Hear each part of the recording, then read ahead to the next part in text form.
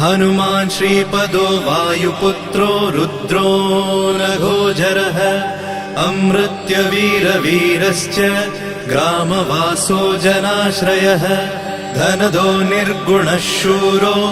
वीरो निधिपतिर्मुनिः पिङ्गाक्षो वरदो वाग्मी सीताशोकविनाशकः शिवः शर्वः परो व्यक्तो व्यक्ताव्यक्तो धराधरः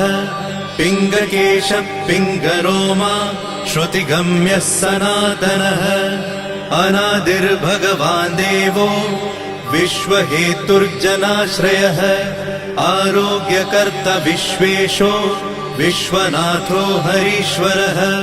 भर्गो रामो रामभक्तः कल्याणप्रकृतिस्थिरः विश्वम्भरो विश्वमूर्तिर्